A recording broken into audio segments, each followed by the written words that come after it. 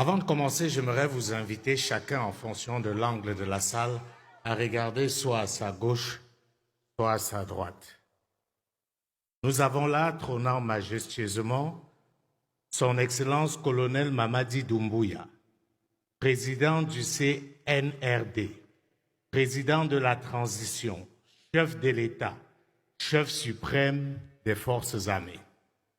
Je vous pose la question. Est-ce qu'il n'y a pas quelque chose qui vous dérange?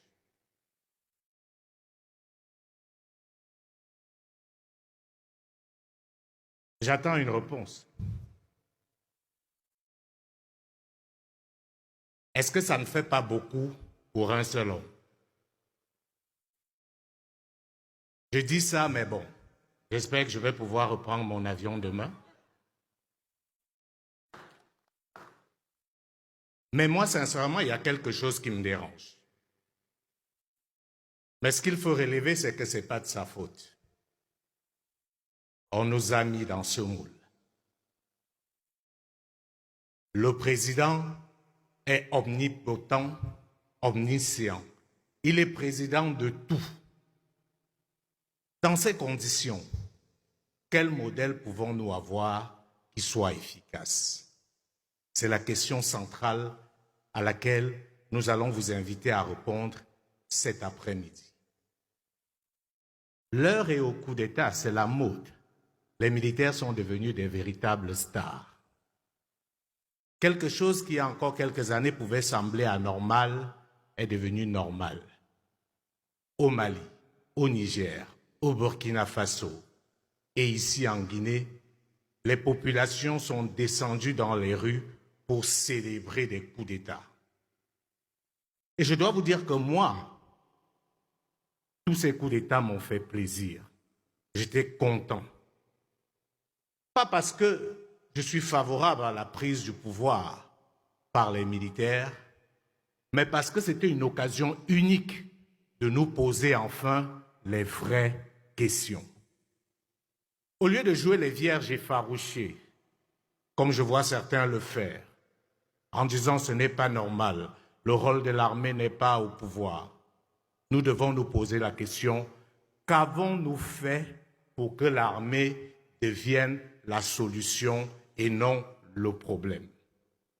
Rappelez-vous qu'avant, quand il y avait un coup d'État, rarement ça faisait l'unanimité. Aujourd'hui, les coups d'État se font comme une lettre à la poste, sans effusion de sang. En réalité, les élections tuent plus que les coups d'État. Les révisions constitutionnelles pour les troisièmes mandats tuent plus que les coups d'État militaires. Regardez le dernier coup d'État au Gabon. On n'a même pas giflé quelqu'un. C'est quand même curieux qu'on en arrive là.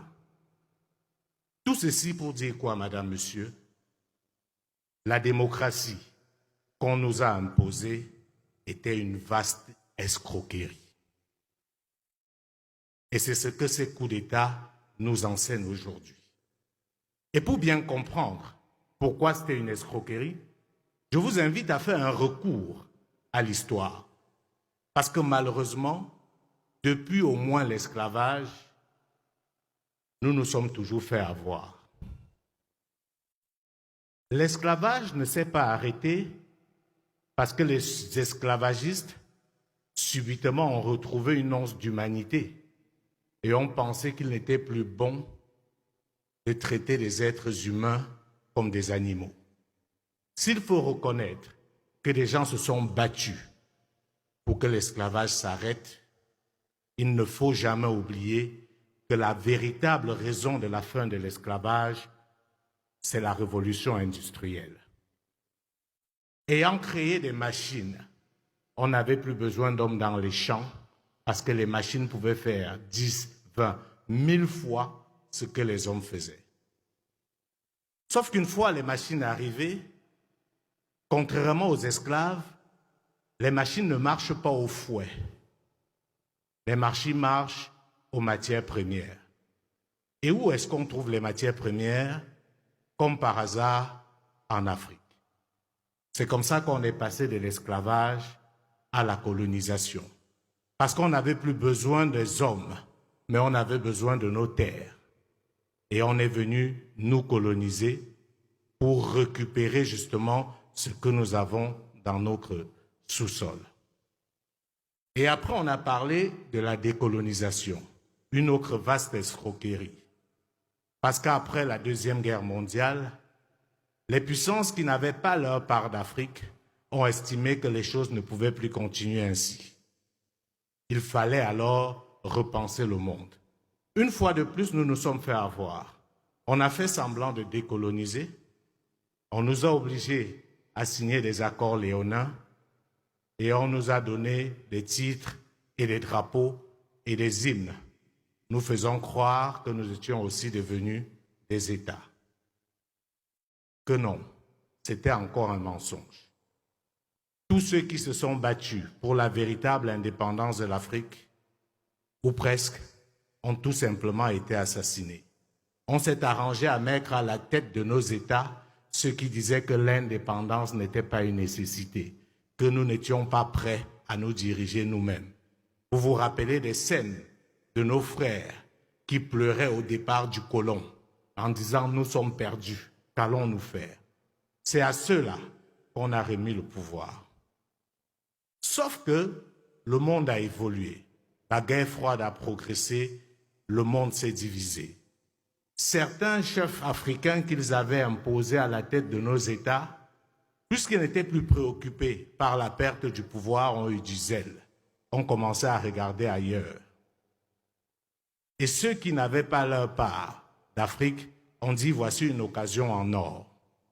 Il faut arrêter avec les partis uniques parce que ça ne permet pas que nous puissions entrer dans le jeu. » La chute du mur de Berlin est venue terminer le communisme. L'idéologie capitaliste a triomphé avec son corollaire qu'on appelle affectueusement la démocratie libérale. Et comme Alain le disait tout à l'heure, François Mitterrand a réuni les dirigeants africains à la Bolle pour dire « les choses ont changé ». Parce que des chefs d'État comme les Mobutu Sese Seko au Zaïre, Ahidjo au Cameroun, ou Houphouët-Boigny en Côte d'Ivoire n'étaient plus aussi malléables qu'on l'aurait souhaité. Ils étaient devenus tellement forts et puissants qu'ils pouvaient avoir l'outrecuidance qu'avait eu Mobutu de penser qu'il pouvait lancer une fusée à partir du Zaïre. Cela a inquiété. Et on s'est dit, comment on casse tout ça? Comment on fragilise tout ça? Et on est arrivé à ce nouveau modèle qu'on appelle aujourd'hui pompeusement la démocratie. Ce qui s'est passé, c'est que cette démocratie coïncidait avec les aspirations de ces dirigeants qui étaient prêts à tout pour ne pas perdre le pouvoir.